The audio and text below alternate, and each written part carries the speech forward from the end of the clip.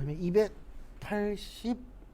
289페이지 보시면은요. 과세거래라고 있습니다. 그래서 과세 나오면 뭐 내는 거라고요? 세금 내는 거. 그래서 모든 거래가 다 세금을 내는 건 아니고요. 세법에서는 부가가치세법에서는 총 세 가지가 세금을 내세요. 그래서 재화의 공급, 용역의 공급, 재화의 수입.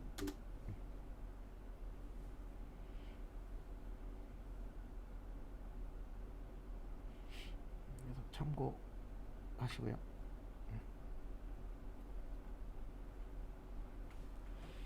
그래서 이렇게 세 가지만 세금 내는 거예요. 그래서 요거는 추후에 좀 외울 겁니다. 왜냐면 간혹가다 저 종류 물어볼 때가 있어서. 그래서 하나씩 설명을 좀 드릴게요. 제일 처음으로 보실 게 재화의 공급입니다. 그래서 재화의 뜻이 뭐냐면 재산적 가치가 있는 유채물과 무채물을 뭐라고 하세요? 재화라고 합니다. 참고하시고. 그래서 재산적 가치의 뜻이 뭐냐면 그냥 돈이라고 생각하시면 되세요. 간단하게. 그래서 화폐 가치가 있는 유채물은 뭐죠? 만질 수 있는 거. 그 다음에 무채물은 못 만지는 거. 근데 만질 수 있든 만질 수 없든 그것도 중요하지만 모두 중요해요. 이게 값어치가 있느냐 없느냐 그 부분도 중요합니다. 그래서 거기 289페이지 어디 볼 거냐면은요, 솔직히 나머지는 필요 없고 거기 밑에 박스 밑에 당구장 표시 있을 거예요. 그래서 거기 당구장 표시 보시면은 유채물에는 토지도 포함하지만 토지는 면세예요. 이게 무슨 뜻이냐면 토지는 우리가 만들어서 원래 팔아야 과세거래가 되거든요. 근데 토지는 만들었어요? 예전부터 있었어요? 있었죠. 그래서 있었기 때문에 부가가치세 요소에 빠져 있어서 토지는 면세입니다. 그 다음에 어음, 수표 등 화폐대용증권. 화폐대용증권의 뜻이 뭐냐면 돈처럼 쓸 수 있는 종이에요. 그래서 돈처럼 쓸 수 있는 종이에 대해서는 뭐 안 내도 된다? 세금 안 내도 된다. 그래서 상품권, 주식, 채권 등은 재화로 안 봅니다. 그러니까 우리 돈처럼 쓰는 것들 있죠. 네, 그런 것들에 대해서는 세금 낼 필요가 없다. 그 부분 참고하시고. 그 다음에 290페이지 간주공급의 별표 3개 치세요. 요것도 쪽지 시험 보긴 할 겁니다. 중요해요. 저희 공부하는데. 그래서 290페이지 보시면은 간주공급이라고 있는데 간주의 다른 말은 의제라고도 하고요. 간주하고 의제하고 같은 말이에요. 그래서 이걸 간단하게 좀 설명을 드리면 가짜를 진짜로 인정하는 것.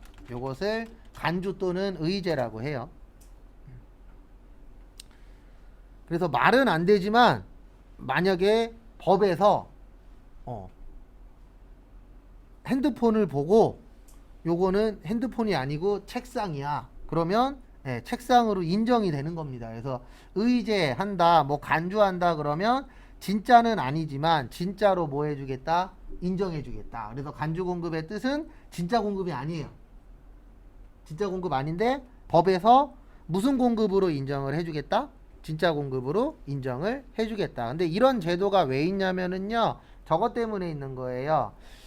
제가 거의 매일은 아니고 자주 이 얘기를 할 건데, 많은 사람들이 뭐 안 내려고 노력을 해요?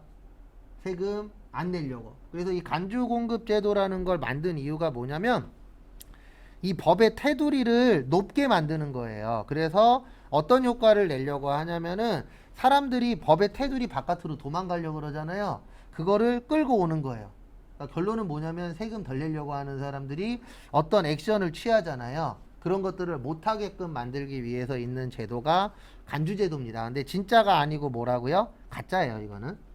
그래도 종류는 4가지가 있습니다. 요거 추후에 쪽지시험 볼 거예요. 자가공급, 개인적 공급, 사업상 증여, 폐업시, 잔존제한인데 이 간주공급은 그냥 다 이렇게 생각하세요. 뭐 안 내려고 노력하는 거다? 세금 안 내려고. 그래서 첫 번째로 자가공급. 거기 교재 있어요. 290페이지에. 그래서 그래서 자가 공급이라는 게 자가가 내가 쓰는 거예요. 예. 근데 이게 어떤 문제가 되냐면 이게 문제가 되는 거예요. 제가 아까 납부세액 어떻게 구한다 그랬죠? 요거는 꼭 알고 계세요. 이 얘기 많이 할 거예요. 납부세액은 어떻게 구하냐면 매출세액에서 매입세액을 빼요. 그러면 이게 전제 조건이 하나가 있어요. 무슨 전제 조건이 있냐면은 이 물건을 살 때 매입세 공제를 받아야 돼요. 그러니까 결론은 국가 입장에서는 이렇게 보는 거예요. 너 살 때 빼줬잖아. 그러면 이거 팔아서 세금 뭐예요?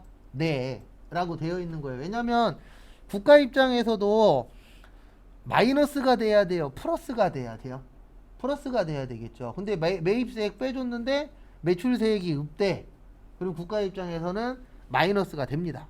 그래서 저 예전에 세무사 사무실 다닐 때 제가 아까 이야기했잖아요. 합법적인 불법이라고. 그걸로 해갖고 세금 덜 낸 회사들 많아요. 어떻게 했었냐면 지금은 못합니다.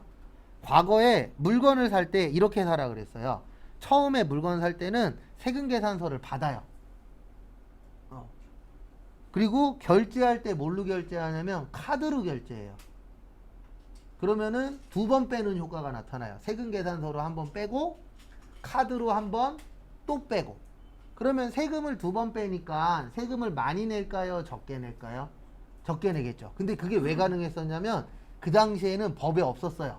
세금계산서하고 신용카드하고 같이 해도 그 같이 하면 안 된다. 이런 게 없었어요. 근데 지금은 법에 있어요. 왜냐면 그 방식으로 해갖고 사람들이 세금을 많이 덜 냈거든요. 그래서 결론은 이겁니다. 이렇게 이해를 하셔야 돼요. 이거를 냅두게 되면 세금을 많이 걷는다, 적게 걷는다? 적게 걷는다. 그리고 국가 입장에서는 플러스예요, 마이너스예요? 마이너스다. 그럼 된다, 안 된다? 안 된다. 그래서 세법 공부하실 때는 마인드를 이렇게 가지세요. 어떻게 하면 세금을 더 많이 낼까? 덜 낼까가 아니에요. 왜냐면 세법 자체는 뭐 걷기 위한 법이죠? 세금 걷기 위한 거잖아요. 그러면 세법을 만들 때에 세금을 많이 내자, 적게 내자? 당연히 많이 내자로 만들어 놨겠죠. 그래서 자가공급은 회사 내부에서 쓰는 겁니다. 그래서 거기 첫 번째 보시면 면세사업의 전용. 이게 무슨 뜻이냐면 이 뜻이에요. 이게 무슨 뜻이냐면은 어디에 쓰게끔 하는 거예요? 면세. 그러면 우리가 면세라는 건 뭐 낼 게 없다 그랬죠? 뭐 낼 게 없다? 면세는?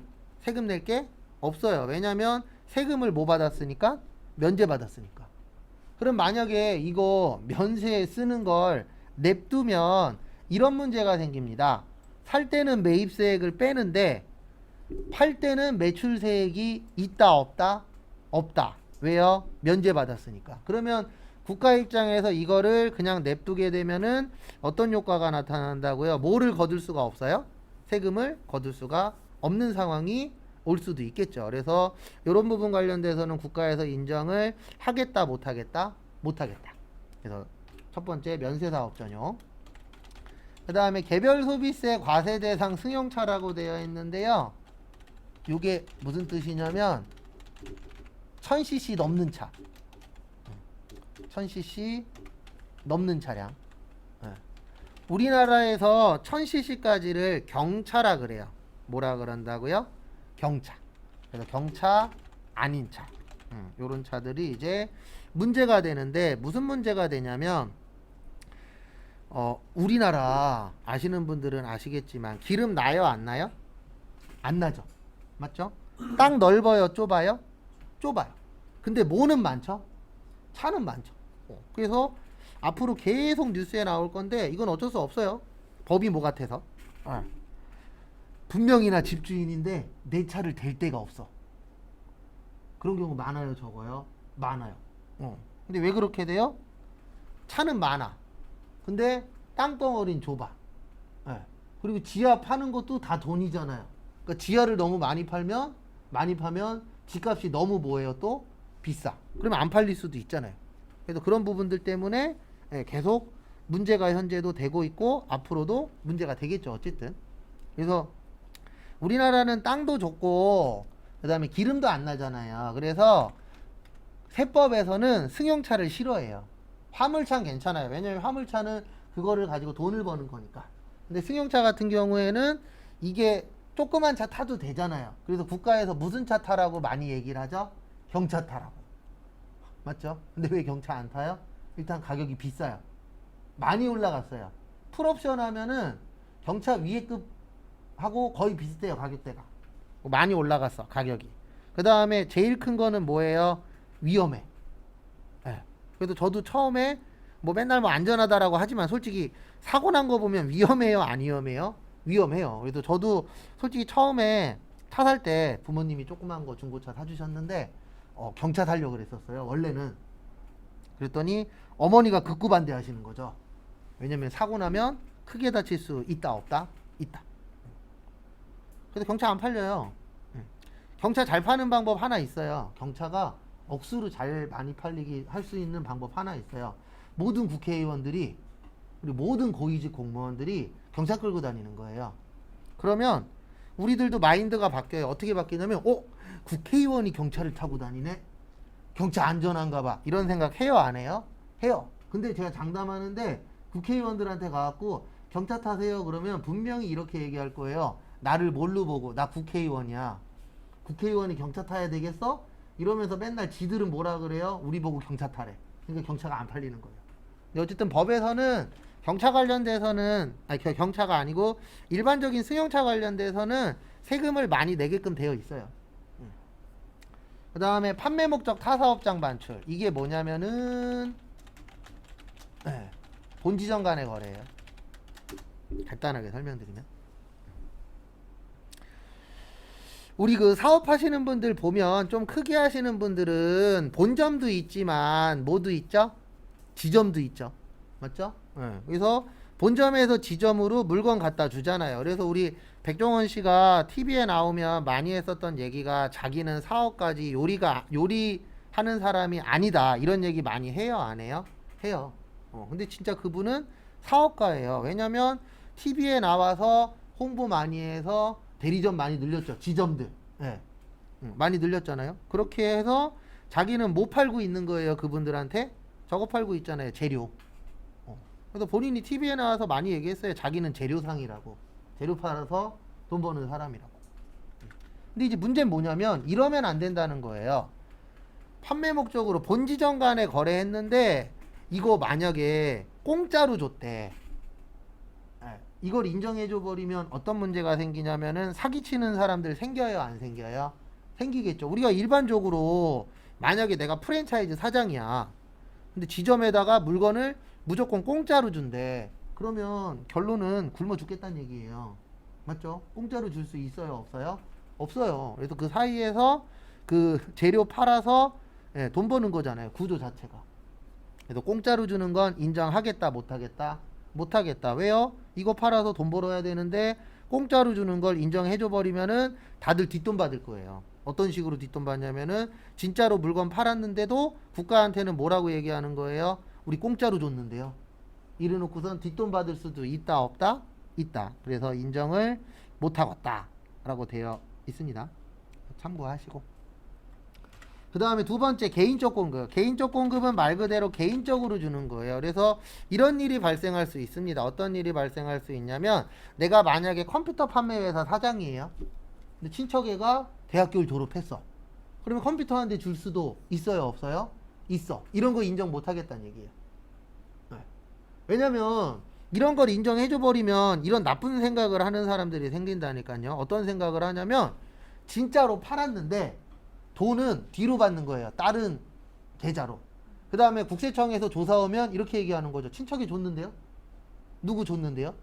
이런 식으로 빠져나갈 수 있어요 없어요? 있겠죠. 왜냐면 국세청도 바보 아니잖아요. 그래서 그런 부분에 대해서는 인정을 하겠다 못하겠다? 못하겠다. 너 그거 공짜로 줬어도 판 거야. 그러니까 뭐 내라? 세금 내라. 이렇게 되어 있어요. 근데 이거는 형평성 문제 때문에 그래요. 왜냐면 이런 죄송합니다.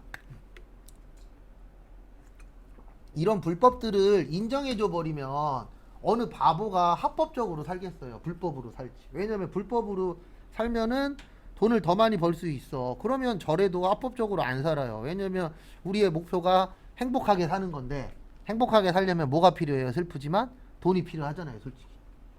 그래서 불법은 인정 안 하겠다는데 시험 문제는 뭐가 많이 나오냐면은요. 거기 밑에 보시면 작업복, 작업모, 작업화. 이게 뭐냐면 제조회사에 가시면은요. 직원들 새로 들어오면 작업복, 작업모, 작업화 사줄까요? 안 사줄까요? 사주겠죠. 근데 왜 사줘요? 사줘야 뭐 할 수 있으니까? 일을 할 수가 있으니까. 근데 이거를 만약에 국가에서 세금 내래. 그러면 사줘요? 안 사줘요? 안 사주겠죠, 당연히. 네. 그래서 이런 부분 관련돼서는 뭐 하지 맙시다. 세금 내지 맙시다. 그 다음에 291페이지 나 보시면 요즘에 결혼들 많이 안 하려고 하시잖아요. 그래서 국가에서 요런 거 관련돼서는 세금을 안 걷겠다라고 되어 있습니다. 뭐냐면은 직장 연애 및 직장 문화와 관련돼서 회사에서 쓰는 회사들 있어요, 없어요? 있어요. 그런 부분에 대해서는 뭐를 안 걷겠다? 세금을 안 걷겠다라고 되어 있습니다. 그래서 가끔씩 TV에 나올 때 있어요. 어떤 회사들 나오냐면은 TV에서 적어 나와요. 뭐 나오냐면 우리 회사는 사내연애 했으면 좋겠다. 그래갖고 사장님들이 막 사내연애 관련돼서 막 행사 같은 거 하는 회사들이 있어요. 그러니까 직원들끼리 미팅 시켜줘요. 그리고 직원들끼리 뭐 하라고요? 결혼하라고. 왜냐면 요즘에 만남을 갖기가 힘드니까 기왕이면 회사 입장에서는 같은 직원들끼리 결혼해서 행복하게 살면 어떠냐 그런 마인드로 하는 회사들도 있어요. 그런 거에 지원 나가는 돈은 뭐를 안 걷겠다? 세금 안 걷겠다. 왜요? 우리나라 현재 제일 큰 문제는 항상 두 가지잖아요. 취업률하고 출산율. 근데 출산율이 안 올라가는 이유는 하나잖아요. 애를 안 낳는 것도 있지만 뭐를 안 하고 있어요, 현재? 결혼을 안 하고 있죠. 그러니까 출산율을 올리려면 일단 결혼을 많이 시켜야 돼요. 그래서 국가에서 아마 계속 결혼 관련돼서 뭔가 액션을 계속 취할 거예요. 어쩔 수 없으니까. 그 다음에 최근 시험엔 다가 잘 나옵니다. 경조사와 관련된 재화로서 1인당 얼마요? 재화로서 사용인 1인당 연간 얼마 이하요? 10만원 이하. 그러니까 이게 무슨 뜻이냐면 만약에 우리 회사에서 직원들 생일날 회사에서 파는 물건을 줄 수도 있어요, 없어요? 있죠. 근데 얼마까지는 인정해 주겠다? 10만원까지. 근데 10만원 넘는 거는 세금 내셔야 돼요. 그 오바되는 금액만큼에 대해서. 그래서 얼마까지는 인정해 주겠다? 10만원까지. 그 다음에 사업상 증여. 사업상 증여는 뭐 이런 경우입니다. 어떤 경우냐면 만약에 거래처가 우리 회사가 컴퓨터 파는 회사라고 봤을 때 만약에 거래처에서 다음 달에 컴퓨터 100대를 살 일이 있어요. 그러면 미리 그 회사한테 잘 보이려고 담당자한테 컴퓨터 한두 대 정도 줄 수도 있어요, 없어요? 있죠. 사업상 증여라는 게 딴 거 없어요. 사업적으로 공짜로 주는 거예요. 증여는 공짜로 주는 건데 차이는 뭐라고요? 살아있을 때 공짜로 주면 증여, 돌아가신 다음에 공짜로 주면 뭐라고요? 상속. 그 차이인데 어쨌든 공짜예요. 그래서 공짜로 주는 거에 대해서는 일반적으로 인정을 안 하겠다. 왜냐면 이럴 수도 있잖아요. 진짜로 팔아놓고선 국세청에서 조사 올 때마다 거래처에 공짜로 줬는데요. 근데 이거 확인할 수 있어요, 없어요? 없어요. 왜냐면 거래처가 없어졌을 거거든요. 가짜 거래처 만들어갖고 막 장난칠 수 있어요, 없어요? 있죠. 그래서 그런 부분에 대해서는 인정을 안 하는데 시험 문제는 이게 나오는 게 아니고 요게 나와요. 거기 가해 보시면 견본품, 사업상 증여해 보시면 견본품, 그 다음에 특별 재난 지역에 공급하는 물품, 그 다음에 광고 선전물, 그 다음에 증정품, 그 다음에 마지막으로 저기 마일리지. 설명을 좀 드리면 이 부분에 대해서는 세금 안 낸다는 얘기예요. 요거는. 근데 왜 세금을 안 내냐면 우리가 회사에서 보면은 업체들하고 거래할 때 견본품 보내줘야 돼요? 안 보내줘야 돼요? 당연히 보내줘야 되겠죠. 왜냐면 이 회사 물건이 좋대. 근데 말로만 들어갖고는 알아요, 몰라요? 모르죠. 그러면 견본품을 받아서 테스트를 해봐야 되잖아요. 근데 만약에 이 견본품 주는 거에 대해서 세금을 내래. 그러면 사람들이 견본품 줄까요? 안 줄까요? 덜 주겠죠, 주더라도. 그러면은 판매할 수 있는 확률이 올라가요, 떨어져요? 떨어지겠죠. 그래서 국가 입장에서 견본품에 대해서 세금을 안 걷는 이유는 하나예요. 견본품을 준다는 얘기는 판매할 수 있는 확률이 뭐 하는 거죠? 올라가는 거죠. 왜냐하면 견본품을 요구한다는 얘기는 이 회사 거를 살까 고민 중이란 뜻이잖아요. 그리고 견본품을 보내서 판매하게 되면은 국가 입장에서는 견본품 가격이 비쌀까요? 실제 판매하는 가격이 비쌀까요? 당연히 판매하는 게 훨씬 더 비싸겠죠. 그래서 어떻게 보면 여기에 있는 것들은 다 이렇게 생각하시면 돼요. 대부분 다 2보 전진을 위한 1보 후퇴예요. 그러니까 작은 거를 버리고 뭐를 갖겠다? 큰 거를 갖겠다. 그게 맞잖아요. 작은 것 때문에 그러니까 이런 분들이 있어요. 어떤 분들이 있냐면 저도 약간 그쪽 가긴 한데 작은 것 때문에 큰 거를 못해. 네. 그런 분들이 있어요? 없어요? 있죠. 저는 약간 그쪽 가예요. 왜냐면 저는 항상 이게 좋은 성격은 아닌데 최악을 미리 생각하고 뭔가 움직이는 사람이라 왜냐면 최악으로 갈 때가 종종 있어갖고 그래서 저는 떼돈 못 벌라고 이야기 드리는 게 그것 때문에 그래요. 그 다음에 특별재난지역 우리 얼마 전에 몇 년 한 1년 됐나? 포항에서 지진 난 적이 있었잖아요. 네, 그때 사람들이 특별재난지역으로 선포돼서 거기에다 막 뭐 식료품이나 이런 거 보내주시는 분들이 있었어요? 없었어요? 있었죠. 근데 그거에 대해서 세금 내래.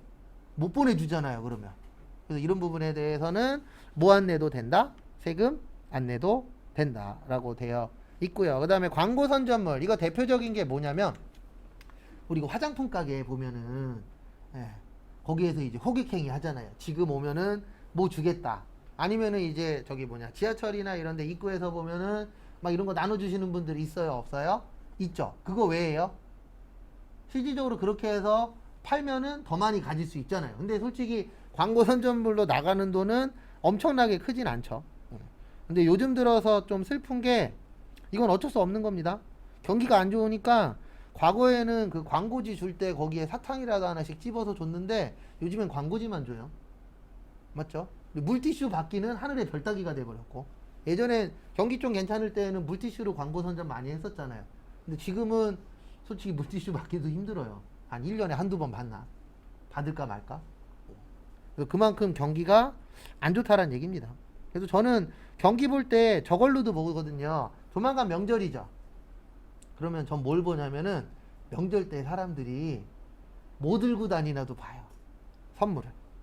근데 과거하고 확실히 달라진 게 지금도 명절 선물 세트 좋은 거 들고 다니시는 분들도 있어요. 근데 과거보다 이게 많아졌어요. 김 선물 세트. 김 선물 세트가 솔직히 선물 세트 중에서 좀 저렴한 편이거든요. 근데 과거보다 김 선물 세트 들고 다니시는 분들이 늘어나고 있는 추세예요. 그러면 결론은 뭐예요? 회사들이 과거보다는 돈을 쓸 수 있는 여력이 많이 줄어들고 있는 추세인 거죠. 근데 어쨌든 광고 선전물 그 다음에 증정품 좀 전에 설명드린 것처럼 만약에 내가 화장품 가게에 가서 화장품을 샀어. 근데 증정품 주는 데 있어요? 없어요? 있죠. 근데 그걸 또 많이 주는 데도 있어요. 근데 많이 준다라고 소문 나면은 사람들이 한 명이라도 더 가서 사요? 안 사요? 사죠. 그 다음에 마일리지. 요즘 뭐 어떤 식당 가서도 마일리지 이런 거 쌓아놨다가 써요? 안 써요? 쓰죠. 근데 마일리지는 전제 조건이 있어요. 전부 결제해야 돼요. 마일리지로. 그러니까 만약에 뭐 내가 만약에 떡볶이를 10번 먹으면 한 번 공짜래. 그러면 그 공짜로 먹는 거에 대해서는 세금을 안 내도 된다. 왜냐면 10번 먹게 만들려고 그게 다 생긴 거잖아요. 그래서 10번 먹으면 뭐 한 번 공짜 이런 것들 있죠. 그 다음에 폐업 시의 잔존재화.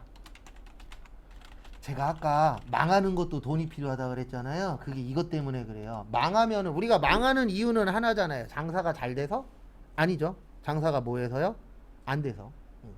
그래서 장사가 안 되면은 어쨌든 문을 닫아야 되는데 문을 닫으면 남는 물건들 있을까요? 없을까요?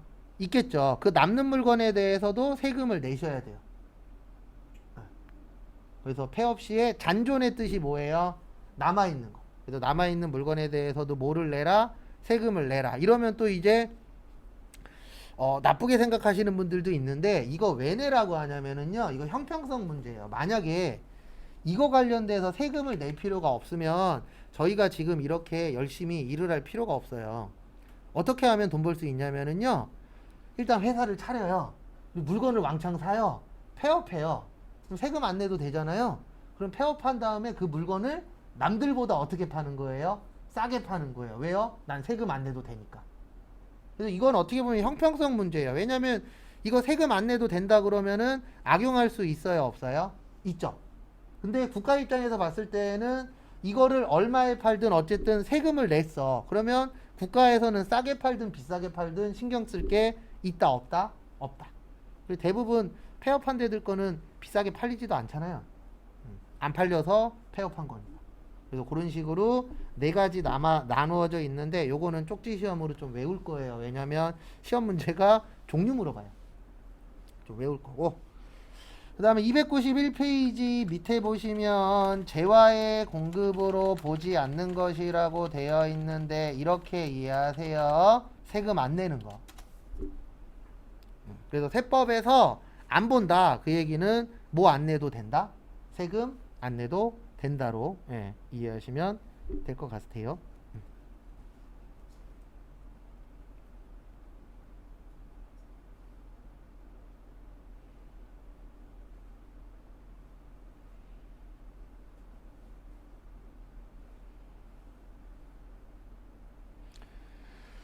그래서 보시면 총 4가지가 있어요. 거기 보시면 담보, 그 다음에 사업의 포괄, 양도, 그 다음에 물납, 그 다음에 공매, 경매인데 여기는 전제 조건이 강제여야 돼요.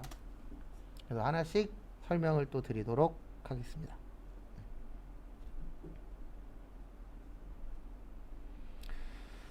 그래서 보시면 담보, 우리가 살아가면서 제일 많이 보는 담보는 이거예요. 주택담보대출. 그래서 내가 집을 살 때에 이 집을 담보로 해서 뭐 받겠다? 대출을 받는데 담보라는 건 현재가 아니고 미래예요. 내가 이 돈을 못 갚으면은 이 담보를 팔아서 뭐 하겠다? 대출을 갚겠다. 그래서 원래 이거 요즘에 많이 안 하는데 아직도 하는 회사들이 있어요. 격리 직원이나 총무 직원 뽑을 때 보증인 세우라 그래요. 보증인. 아직도 있어요. 없진 않아요. 근데 왜 그러냐면 오늘도 났어요. 1,800억. 네. 임플란트 회사에서 직원이 1,800억을 해드셨대요. 네, 1,800억이에요. 네. 근데 그 사람이 1,400억 원어치 주식 투자를 했대요. 네. 조만간 아마 뉴스에서 대대적으로 때릴 건데 어쨌든 났어요. 신문에는. 신문기사로 뉴스에도 나왔어요. 1,800억. 그래서 그런 보증인 세우는 이유가 뭐냐면은 지금 제가 이야기한 것처럼 삥땅 칠 수 있어요, 없어요? 있죠. 그리고 보증인한테 받아내겠다.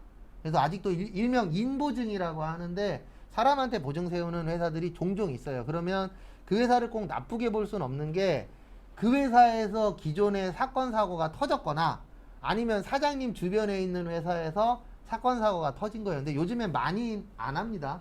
네, 많진 않아요, 그렇게.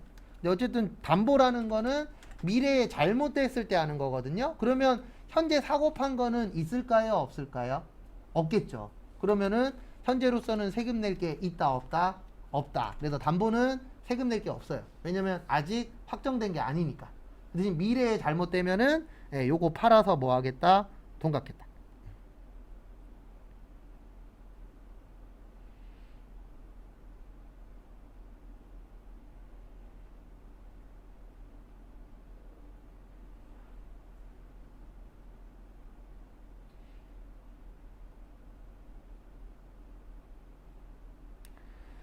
그 다음에 보시면은요. 두 번째, 사업의 포괄량도. 이건 뭐냐면 내가 만약에 사업을 했는데 사업이 엄청나게 잘 돼. 누가 와갖고 팔래. 그러면 통으로 다 넘길 수도 있어요, 없어요? 있죠. 그러면 이거는 왜 세금을 안 내도 되냐면 나는 이제 더 이상 사업자가 아니에요. 내 회사 사갔잖아요. 그리고 이 부가가치세는 사업자가 내는 거거든요. 나는 이제 사업자가 아니니까 내가 낼 세금은 있다 없다? 없다. 그러면 또 이렇게 물어보세요. 그러면 그 세금 누가 내요? 누가 내냐면 사간 사람이 내면 돼요. 왜냐면 그 사간 사람이 사업자가 되니까. 그 다음에 물납. 앞에 잠시만 봐주세요. 우리가 세금 납부하는 방법은 크게 2가지가 있어요. 현금으로 낸다 그래서 현납. 물건으로 낸다 그래서 뭐요? 물납. 그래도 다 되는 건 아니고 일정 세금에 대해서는 물납도 돼요. 대표적인 게 뭐 조세 포탈을 하신다던가 아니면은 상속을 받는다던가. 왜냐면 내가 만약에 부모님이 상속을 주셨는데 현금은 없고 땅으로만 주셨어. 근데 뭐 내야 돼요? 세금 내야 돼. 그러면 땅으로 세금을 낼 수도 있어요. 아니면은 뭐 골프채라던가 뭐 그림이라던가 이런 걸로 세금 내는 거 간혹가다 뉴스에 나오거든요. 그게 왜 그러냐면 무조건 돈으로만 내는 게 아니고 물건으로도 낼 수 있습니다. 근데 이건 하나 알고 계세요. 나중에 저도 이거 부동산 하시는 분한테 들은 얘기인데 아마 맞을 거예요. 그분이 그쪽 어쨌든 많이 해보신 분이니까. 땅으로 물납은 되도록이면 하지 마세요. 이게 문제가 하나 있대요. 만약에 땅으로 물납을 하잖아요. 그러면 땅으로 내겠습니다 라고 해서 내가 가지고 있는 땅을 국가한테 보여주면 거기에서 알맹이를 찍어서 가져간대요. 내가 선택할 수가 없대요. 물납할 때 땅을 이렇게 어쨌든 쪼개서 아 나는 요쪽으로 내겠다. 그게 안 된대요. 국가가 찍어버린대요. 예, 중요한 땅으로. 그러니까 물납은 땅으로는 하지 말라 그러더라고요. 왜냐면 잘못하면은 들어가는 입구를 뺏길 수도 있어. 예, 그런 식으로 이야기를 하시더라고요. 근데 어쨌든 땅으로 물납하는 건 좀 조심하래요. 근데 어쨌든 국가 입장에서는 세금을 걷어야 되잖아요. 근데 만약에 물납했다 그래서 세금을 더 내래. 그러면 물납할 사람 있다 없다? 없다. 그래서 물납하는 거에 대해서도 세금을 안 걷겠다. 그 다음에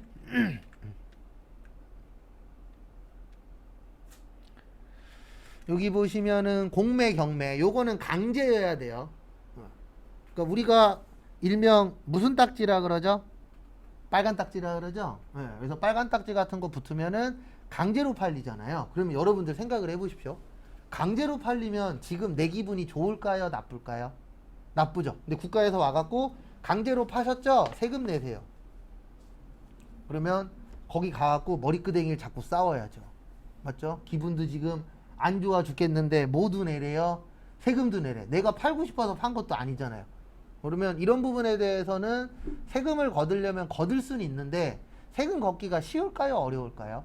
어렵겠죠. 나 강제로 팔았는데 내가 왜 세금 내야 돼? 이렇게 될 수도 있기 때문에 이 강제적인 거에 대해서는 뭐를 안 하겠다? 세금을 안 걷겠다. 이렇게 되는 겁니다. 그 다음에 292페이지 보시면 용역의 공급 용역 그러면 이렇게 생각하시면 돼요. 용역은 어떻게 생각하시면 되냐면 재화가 아닌 것. 그래서 대표적으로 대부분 서비스 관련된 거라고 보시면 됩니다. 그래서 우리 용역회사라고 있어요? 없어요? 있어요. 네, 대부분 용역회사가 이제 몸으로 하는 것과 관련되신 분들.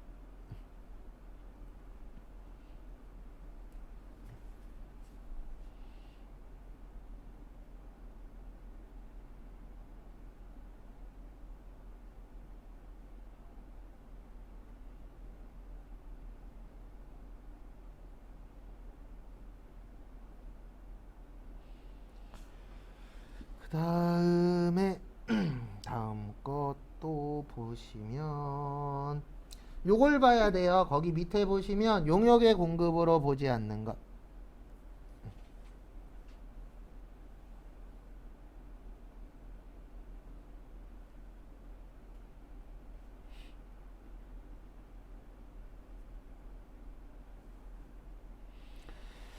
그래서 거기 보시면 용역의 간주공급이라고 있는데요. 저는 간주공급이라고 설명 안 드리고 무상공급이라고 설명드려요. 간주가 공짜 이야기하는 거거든요. 그래서 이렇게 되어 있어요. 어떻게 되어 있냐면 재화의 무상공급은 과세 대상이에요. 그래서 아까 그 간주공급이 요거예요. 요게 무슨 공급이라고요? 간주공급. 그래서 간주공급은 세금을 내야 된다.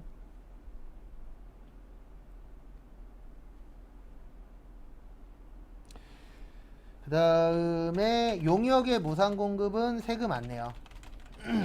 이것도 간혹가다 가뭄에 콩 나듯이 한 번씩 냅니다. 근데 이런 건 좀 안 냈으면 하는데 아니면 낼 거면 아예 자주 내든가 종종 내요. 그래서 안 볼 수는 없어요 저희가.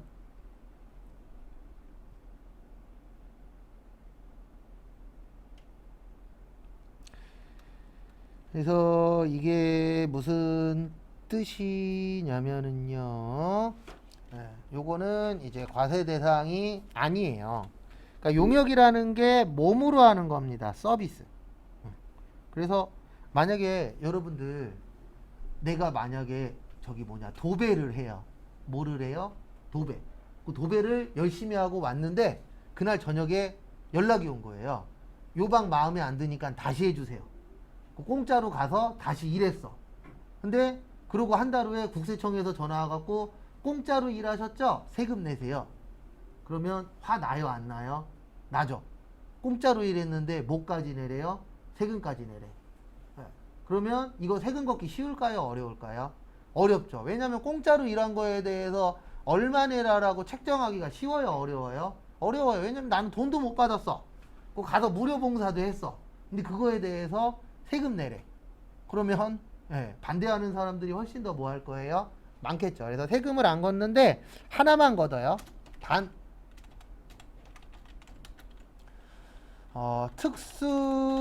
특수관계인에게 부동산 임대 용역은 제외. 그러니까 이게 무슨 뜻이냐면 특수관계인 그러면 이렇게 생각하시면 되세요. 친인척.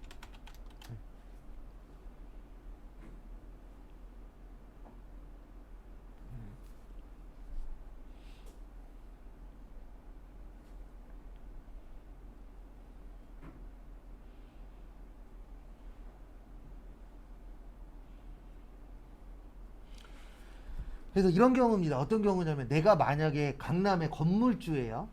근데 지금 1층이 비어 있어. 그러면 친척애한테 이렇게 얘기할 수도 있겠죠. 야, 지금 내 건물 1층 비는데 너 와서 커피숍 할래? 공짜로 빌려줄게. 이럴 수 있어요, 없어요? 있죠. 근데 이런 경우는 없잖아요. 지나가는 사람한테 저기요, 제가 강남 건물주인데 저희 1층이 비어요. 오셔서 커피숍 하실래요? 이럴 일은 있다, 없다? 없다. 그래서 요게 붙는 거예요. 뭐요? 특수관계. 그리고 왜 부동산 임대 용역이냐면 부동산은 요 지역은 평당 얼마 아니면 뭐 제곱미터당 얼마 이런 식으로 어느 정도 형성이 되어 있잖아요.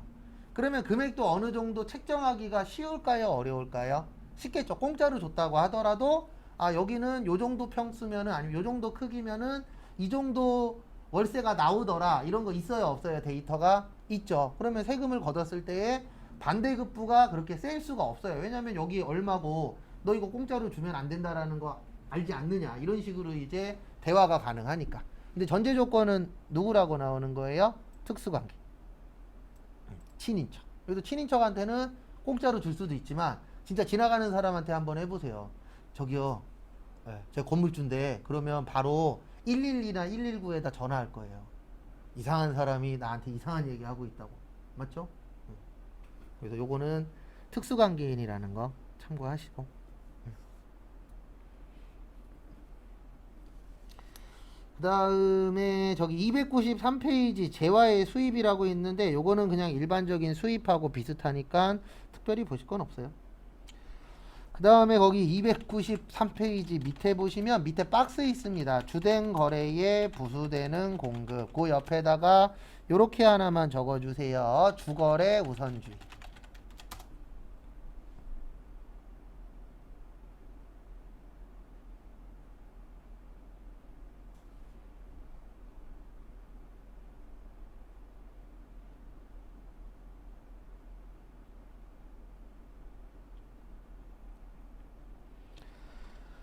그래서 이게 뭐냐면은요, 주거래 우선주의. 이게 뭐냐면 우리 이럴 수 있잖아요. 어떨 수 있냐면은 내가 만약에 컴퓨터 공부하려고 컴퓨터 책을 샀어요. 그럼 요즘에는 아니지만 과거에 이런 게 있었죠. 이 책 안에 보면 CD 들어있었어요? 안 들어있었어요? 들어있었죠. 그러면 어떤 문제가 생기냐면 책은 면세인데요. CD는 과세예요. 그러면 이제 면세하고 과세하고 같이 들어있잖아요. 이럴 경우에 어떻게 처리할 것이냐 이런 문제가 생깁니다. 그래서 법에서는 이렇게 하라고 되어 있어요. 어떻게 하라고 되어 있냐면 여기에서 주거래는 CD예요, 책이에요? 책이죠. 그러면 그 주거래에 맞춰서 가라. 그래서 둘 다 면세가 되는 거예요. 그래서 제가 아까 뭐라고 적어드렸죠? 주거래 우선주의라고 적어드렸죠? 그게 이 뜻이에요. 그래서 어느 거래에 맞춰서 가라? 주된 거래에 맞춰서 작업을 해라. 이렇게 되어 있습니다. 그 다음에 거꾸로 이럴 수도 있잖아요. 우리 음악 CD 있어요? 없어요? 있죠. 네. 그래서 음악 CD를 샀는데 거기에 책자 같은 거 있잖아요. 그러면 음악 CD는 과세고 책은 뭐예요? 면세요.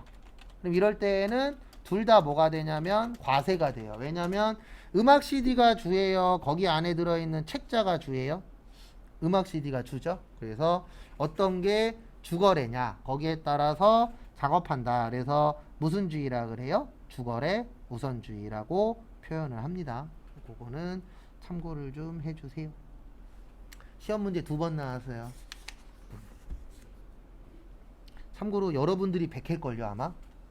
잠시만요. 어차피 시험 관련돼서 이야기를 해야 되니까 여기 앞에 잠시만 봐주세요.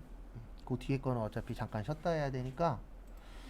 내일 모레 원서 접수일입니다. 그래서 내일까지 꼭 해주셔야 되는 게 요 한국 세무사회 자격시험이라고 있어요. 여기 가셔서 회원가입을 일단 먼저 해주셔야 됩니다. 왜냐면 회원가입해야 시험 뭐 할 수 있어요? 접수할 수 있죠. 여기 한국 세무사회 자격시험 가셔서 접수를 그 회원가입을 해주셔야 돼요. 그 다음에 원서 접수는 1월 5일부터 1월 11일까지인데 1월 11일은 아무 의미 없어요. 어차피 1월 5일 되면 끝나요. 마감돼 버리기 때문에 시험 보는 사람은 많고 시험장은 한정되어 있다 보니까 100% 마감됩니다. 그것도 아침에 마감돼서 끝나버려요. 그래서 내일 한 번 더 설명드리겠지만 새벽에 접수하시고 뭐 하셔야 돼요? 주무셔야 돼요. 그거는 참고를 좀 해주시고, 이게 시험이 2달에 한 번씩이긴 한데 문제가 코로나 전에는 그나마 좀 났었는데 코로나 때문에 이제 빌려주는 데들이 한정되다 보니까 우리 시험은 2월 13일이고요. 그리고 접수비는 한 과목에 2만 원이에요. 그래서 일단 기본적으로 전산회계 1급 접수하시고, 그 다음에 이거 권장드리진 않는데 나 너무 불안해 그러면 전산회계 2급도 접수하세요. 근데 권장드리진 않습니다. 어쨌든 조금 더 공부를 해야 되는 상황이 올 수도 있으니까 되도록이면은 이제 전산회계 1급은 접수를 하시고, 그리고 여러분들이 100회예요. 그럼 100회로 좀 서비스로 좀 쉽게 좀 내줘야 될 텐데. 우리나라 은근 100이라는 숫자 좋아하잖아요. 100일 뭐 그런 식으로 해서 어떻게 될런지는 뭐 시험은 봐봐야 되는 거고. 그 다음에 여기 잠깐 보시면 전산회계 1급 같은 경우에는 원서 접수할 수 있는 게 2개예요. 하나는 특별회차가 있고 하나는 정기회차가 있는데, 특별회차는 아침에 봐요. 9시 반에서 10시 반까지. 그래서 나는 일찍 보는 게 조금 더 좋더라 하시는 분들은 뭐를 보세요? 특별회차 보시고, 나는 오후에 보는 게 좋더라 그러면은 여기로 보세요. 정기로. 정기는 3시부터 몇 시까지예요? 4시까지.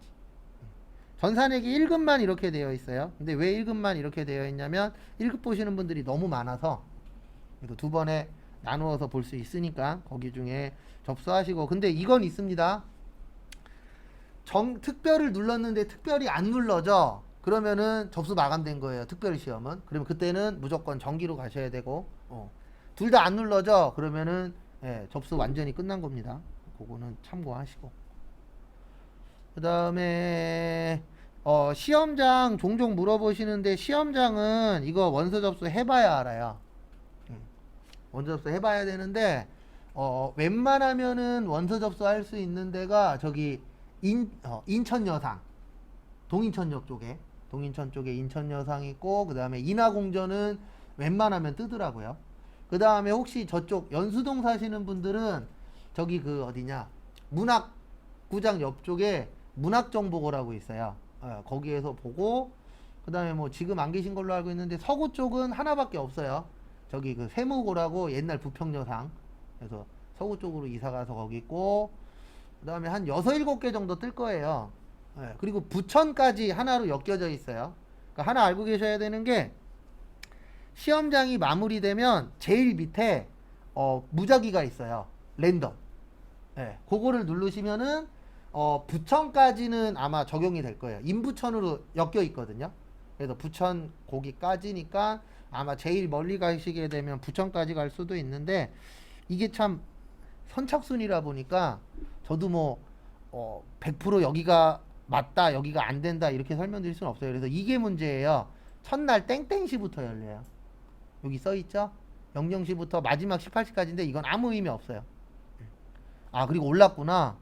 응시료 25,000원이에요. 그리고 자격증 발급 비용 4,000원. 이걸로 돈 꽤 많이 벌 건데 얘네들. 그렇게 되어 있다라는 거 참고하시고요. 그 다음에 합격자 발표일은 3월 3일입니다. 그래서 궁금하신 거 있으시면 또 물어보시고 그 다음에 잠깐 쉬었다가 축지시험 보고 그 다음에 다음 거 진행하겠습니다.